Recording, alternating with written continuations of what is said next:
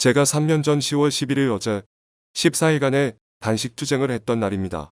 그때 박근혜 대통령의 재수감, 재구속 문제가 있었던 도저히 있을 수 없는 인권 탄압의 상황이었습니다. 증거 없이 대통령을 인신감금시켰던 것입니다. 제가 국회에서 단식 투쟁을 했고 그런 시간이 벌써 3년이 지났습니다. 대통령께서 옥중에서 3년이 훨씬 넘게 1300일 가까이 인신감금 중에 계십니다. 저들은 대법원 판결을 계속적으로 미루고 있습니다. 제가 정치 원로를 모시고 나눈 말씀인데 이 정권은 박근혜 대통령에 대한 사면의 의지가 없습니다. 정말 반인륜적 정권입니다. 우리가 볼 때는 대법원 판결이 빨리 이루어지고 우리 공화당이 앞장서서 박근혜 대통령의 즉각적인 석방, 탄핵 무효에 대한 확실한 준비를 해야 합니다. 그 준비가 어렵더라도 우리가 갈 길은 그 길입니다. 대통령께서 하루빨리 우리 국민들 곁으로 오셔서 만국의 시간들을 빨리 종식시키실 수 있기를 바랍니다. 우리 공화당은 그들이 하책을 쓰면 우리는 상책을 쓰겠다는 것. 10월 3일 개천절 집회 원천 봉쇄에 이어서 10월 9일 집회의 원천 봉쇄가 이루어졌습니다. 추석 연휴 기간에 원천 봉쇄를 시작했던 것은 정말 기가 막힙니다. 그들이 간과하는 것이 광화문을 원천 봉쇄하는 것이 옳았느냐, 그렇지 않느냐뿐이 아닙니다. 전국에 있는 그 넓고 넓은 국민무지는 왜 추석 성묘조차도 못하게 막아버렸습니까? 우리 공화당만 그런 이야기를 하고 있어요. 저는 당사자이잖아요. 영천 호국원에 가서 아버님을 뵙고 인사를 드리고 가족들이 같이 가서 인사를 드리고 그분을 다시 그리면서 가족의 예를 올리고 하는데 이번 추석 연휴에 완전히 봉쇄해버렸어요. 사람들이 광화문을 봉쇄하면서 중국 폐렴을 이야기하는 것은 다 거짓말입니다. 10월 9일 한글날까지 봉쇄하는 종극을 벌였습니다. 자유우파 국민들의 투쟁은, 특히 우리 공화당은 그들이 하책을 쓰면 우리는 상책을 쓰겠다는 것입니다. 우리가 투쟁할 수 있는 방법은 무궁무진합니다. 앞으로도 어떤 시기마다 전국적인 집회 신고를 3에서 4만 명을 할 것입니다. 어떻게 이 문재인 파쇼 정권의 주구 노릇을 하는 경찰이 우리를 막을 수 있겠습니까? 이번 한글날에도 서명대를 중심으로 기자회견, 차량투쟁, 1인 시위투쟁, 자전거 투쟁을 통해 더 많은 국민들에게 우리 공화당을 알리고 박근혜 대통령의 탄핵은 무효임을 알렸습니다. 문재인 정권의 독재 행태를 보면서 박근혜 정부 시절과 비교를 하면 박근혜 대통령이 얼마나 옳았는가를 알 수 있습니다. 메르스 사태로 질병본부를 강화하고 대응 매뉴얼을 만들었었기 때문에 현재 대응 매뉴얼대로 하는 것입니다. 앞으로 우리 공화당이 가야 될 가치는 지키고 그러면서도 국민의 바닷속으로 들어가서 많은 국민들께 탄핵 무효와 문재인 정부의 좌파 파쇼 정권의 실체를 알리는 투쟁을 계속하기를 바랍니다. 핵을 두고 종전선언을 하자는 것은 우리 자손대대 북한이 무너지지 않는 한도 내에서는 북한의 속국이 되는 것. 북한의 열병식을 생중계를 했습니다. 북한의 열병식을 하는 날은 10월 10일 북한의 노동당 창건 기념일입니다. 대한민국의 국군의 날은 10월 1일인데 정권저들은 그것을 부정합니다. 대한민국의 국군의 날 10월 1일 행사는 다 없애버리고 북한 괴뢰 정권의 열병식을 생중계를 하는 것이 정신이 있는 나라입니까? 전 세계가 웃고 있는 것입니다. 휴전선을 중심으로 남북이 대치를 하고 있고 그것이 좌우의 개념까지도 공산주의와 자유민주의 체제사회주의 이 대척점에 있는 나라가 자신의 국군의 날 열병식을 아예 하지도 않고 상대 적국의 주적의 열병식을 생중계하는 웃지 못할 대한민국의 안보의 흐트러짐을 보고 있는 것입니다. 열병식에서 미국을 겨냥한 ICBM, SLBM이 나왔습니다. 전 세계에 대해서 선전포고를 한 것입니다. 대한민국의 전역을 초토화시킬 수 있는 대형 장사포를 보여준 것입니다. 근데 이 문재인 좌파 토착발갱이 세력들은 그 김정은의 한마디, 남녘 동포들에 대한 한마디를 가지고 다시 대화의 문을 열 수가 있다고 또 종전선언을 하는 것이 맞지 않느냐라고 하고 있습니다. 저렇게 무서운 핵무기 이동수단을 가지고 있고 직접적인 타격수단을 가지고 있는 북한과 어떻게 싸울 수 있느냐? 우리가 항복을 하고 이런 미친 짓을 하고 있는 더불어민주당 의원들이 있습니다. 아니, 지금 항복선언 하자는 것입니까? 항복선언하고 종전선언하고 북한의 핵이 저렇게 무서우니까 그것 다 인정하고 항복선언하자 하는 것입니다. 그것은 문재인 씨의 화상연설과 맥을 같이 하는 것입니다. 그들이 생각하는 것은 핵 폐기가 아닌 것입니다.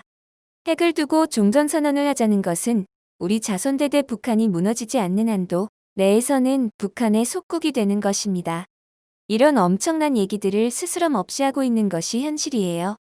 통탄을 금할 길이 없습니다. 누가 언제 무엇을 어떻게 할 것인가? 우리 공화당은 이 문제에 대해서 이번 목요일 15일부터 18일까지 전 당 사무처, 최고위원, 시도당 위원장, 주요 당직자 30여 명이 연수를 합니다. 이 연수 기간에 목요일 전략회의도 있고 목요일 기자회견도 있는데 목요일 기자회견은 수요일로 당겨주시고 전략회의는 연수에서 참석자 전원이 오후 2시에 확대 전략회의를 하겠습니다. 오늘 최고위원회에서 5가지 이야기를 했습니다. 우리공화당이 제2기 지도부 이후에 우리공화당이 앞장선 선명성 문제 어떻게 할 것인가 시기적으로 대비를 하자 했습니다. 5개월밖에 안 남은 보궐선거 문제를 어떻게 할 것인가. 다음에 있을 대통령 선거, 그리고 지방선거, 그리고 그 후 곧 있을 제22대 총선까지 전체의 그림을 놓고 우리공화당이 어떤 전략과 전술, 어떤 정책을 가지고 갈 것인가 모색하는 중대한 연수를 할 생각입니다. 우리 중앙당에서는 지난 토요일, 일요일 대체 근무를 했습니다. 목, 금, 토, 일 4일간 연수를 통해서 전반적인 방향 설정, 또 지금 당협 구성에 박차를 가해 조직을 어떻게 확대할 것인가. 우리 공화당은 지금까지 잘 이끌어주셨던 시민단체에 대한 예우를 어떻게 할 것인가. 문재인 파쇼 정권과의 투쟁 방향은 어떻게 할 것인가. 결국 코로나 전국은 끝납니다.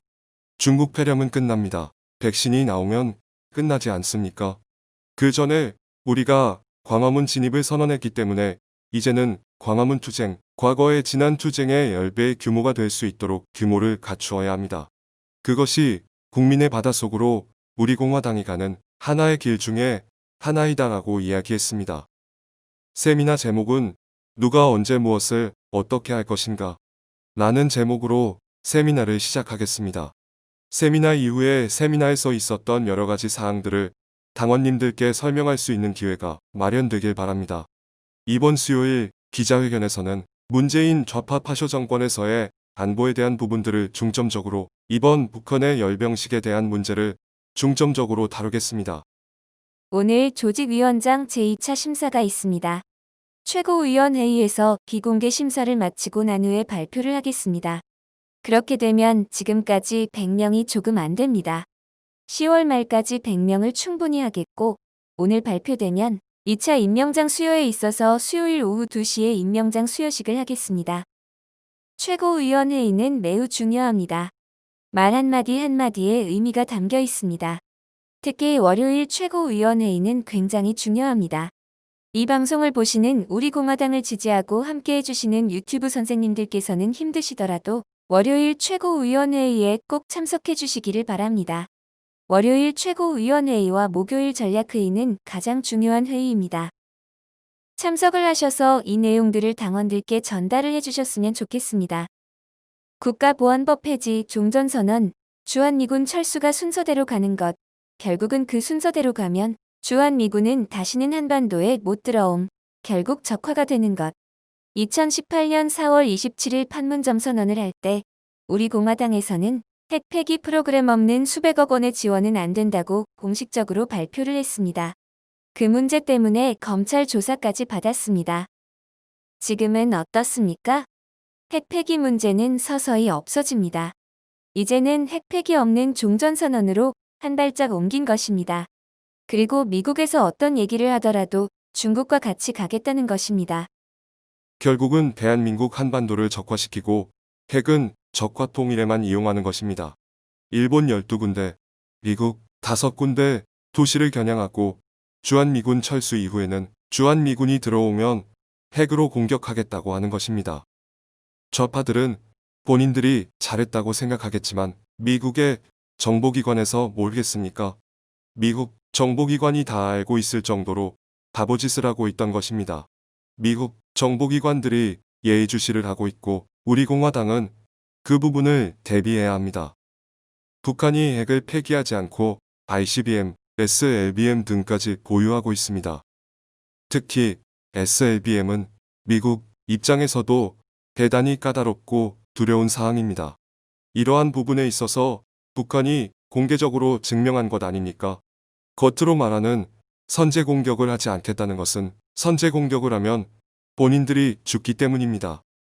좌파들이 이야기하는 대로 국가보안법 폐지, 종전선언, 주한미군 철수가 순서대로 가는 것입니다. 결국은 그 순서대로 가면 주한미군은 다시는 한반도에 못 들어옵니다. 결국 적화가 되는 것입니다. 대한민국에 있는 좌파, 토착 빨갱이들만 거짓말하고 있는 것입니다. 기본적인 군사전략가, 한반도 전문가들은 다 아는 사실입니다. 문재인 파쇼 정권은 지속적으로 적화를 향해 가고 있습니다. 여러분, 2018년 9월 18일 저녁에 능라도 경기장에서 문재인이 한 이야기를 기억하셔야 합니다. 김일성 3대 세습 정권의 DNA를 칭송한 사람이 문재인입니다. 그때 벌써 대한민국의 호는 북한한테 굴종한 거예요. 문재인이 가지고 있는 대한민국의 가치는 벌써 북한에 굴종한 것입니다.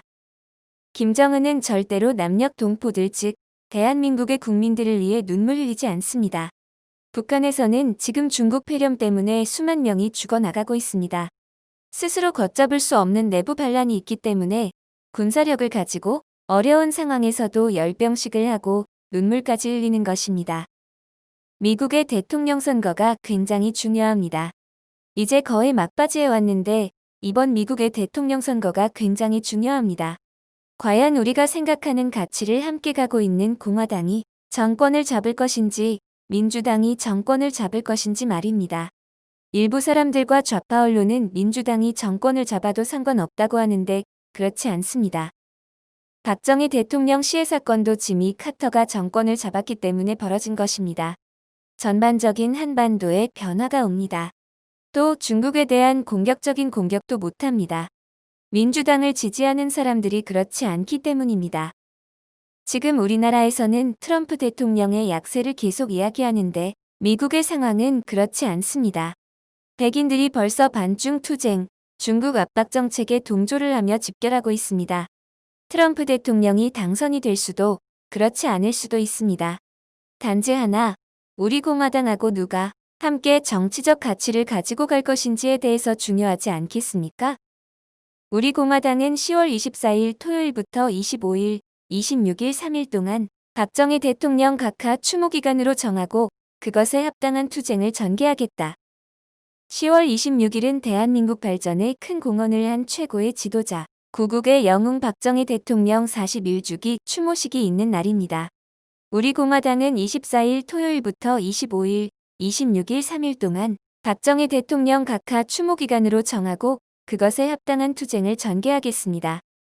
이번 주 세미나에서도 그런 이야기들이 구체적으로 나오겠지만 24일 토요일부터 26일 월요일까지 3일 동안 전면 투쟁을 시행할 계획입니다. 우리 동지들과 자유우파 국민들께서는 그들이 역사를 뒤집고 체제를 뒤집으려고 하면 우리는 거기에 맞서서 우리의 위대한 영웅 건국 이승만 대통령, 구국의 박정희 대통령을 기릴 수 있는 날이 있으면 해야 합니다. 또 자유통일의 상징 박근혜 대통령의 억울한 거짓 탄핵을 알릴 수 있는 날이 있으면 우리는 전면 투쟁을 하면 됩니다. 전국에 계시는 자유우파 국민들께서 박정희 대통령 41주기 추모 총력 투쟁에 함께해 주시기를 부탁드립니다. 하면 됩니다. 최우선 과제는 서명대입니다. 오늘 이성우 최고위원께서 서명대 발표를 해주셨습니다. 서명인 수는 6,694명, 일반 당원 1,408명, 책임 당원 351명이 입당을 했습니다. 제가 몇 번의 말씀을 드렸습니다. 여러 가지 강력한 투쟁, 선명성을 위하는 것도 중요하지만 우리 공화당은 좌파독 재정권의 언론과 가짜 보수들 언론과의 싸움을 위해서는 세력이 필요합니다. 당원 확보를 하지 않고 어떻게 세력을 키울 수 있겠습니까? 지금 우리가 목표하는 100만 명의 일반 당원, 20만 명의 책임 당원을 위해서는 매주 10,000명의 당원과 1,000명의 책임 당원이 들어오셔야 합니다. 부산은 일반 당원 436명, 책임 당원은 185명이 들어오셨습니다. 합치면 600명 정도 됩니다. 지금 서명대를 운영하지 않는 시 도당도 있습니다. 부산은 대구 경북이나 다른 지역보다 더 어렵지 않습니까? 그래도 하면 됩니다. 우리 공화당은 행동하는 정당입니다. 말로만 하는 정당이 아닙니다. 당 사무처에서도 서명대에 어떤 지원이 필요한지 철저히 분석하시길 바랍니다. 제가 지난 주말에 부산을 방문한 것은 동지들의 결속을 응원하고 격려와 감사 인사를 드리기 위해 갔습니다. 결국 무엇을 의미합니까? 시도당이 단합이 잘 되면 가능하다는 것입니다. 시도당이 흐트러지면 서명대, 집회를 포함해서 모두 안 되는 것입니다. 이번 세미나를 통해서 이런 부분들도 반성할 것은 반성하고 중앙당 지도부, 시도당위원장, 당 사무처가 지원할 것은 지원해야 합니다. 우리 공화당을 무시하지 마십시오. 여러분은 우리 공화당 당원으로서의 자부심을 가져야 합니다. 이제 개인적인 문제가 해결이 안 되면 탈당하시겠다는 말씀하지 마십시오. 우리가 앞으로 가야 할 길이 많이 남았습니다. 자유우파 국민께 제가 2018년 4월 27일, 9월 19일 이야기를 드리는 이유가 있습니다. 우리가 예측했던 대로 가고 있습니다. 핵 프로그램은 없습니다. 김일성 3대 세습 정권의 DNA를 이야기하는 순간 대한민국의 가치는 무너졌습니다. 지금도 그 길로 계속 가고 있습니다. 핵 폐기 문제로 아무리 떠들어봤자 다 거짓말입니다. 서민, 청년층에 대해서 이야기했던 것도 다 들어갔습니다. 대학 입시 수시 전형은 특혜 논란이 벌어지고 민주노총의 고용세습은 계속적으로 더 늘어나고 있고 청년의 기회균 등 공평함 전부 없어졌습니다. 그들이 가장 잘한다는 사항들은 다 없어져 버린 것입니다. 안보 문제도 거짓말하다 결국 다 깨지지 않았습니까? 우리 공화당은 그것을 정확하게 창당 시점부터 시작해서 불법 탄핵으로 권력을 찬탈해서 문재인 정권 들어올 때까지 지속적으로 이야기를 했고 안타깝게도 우리 공화당이 이야기를 했던 그 길로 지금 가고 있습니다. 여러분, 우리가 3년 전에 예측한 대로 이 정권은 자유민주주의 체제를 무너뜨립니다. 이 정권은 대한민국의 위대한 보수의 역사, 자유민주주의 국가의 역사를 바꾸려는 것입니다. 안타깝게도 그렇게 가고 있습니다.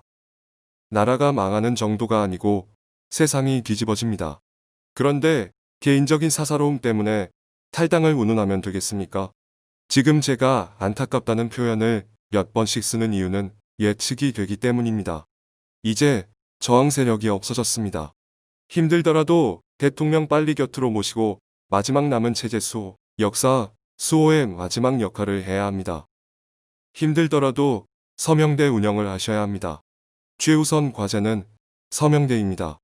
서명대를 통해서 당원 확보를 하고 박근혜 대통령의 탄핵 무효를 외치는 것이 무엇인지를 전국적으로 알리고 문재인 좌파 파쇼 정권의 실체를 알려야 합니다. 전단지와 당보도 배포해야 합니다. 이렇게 해야 우리 공화당이 새롭게 결집되는 상황이 옵니다. 제가 여러 번 말씀드리지만 말로 흥한 자 말로 망합니다. 거짓으로 흥한 자 거짓으로 망하는 것입니다. 문재인 좌파 독재 정권이 그렇습니다.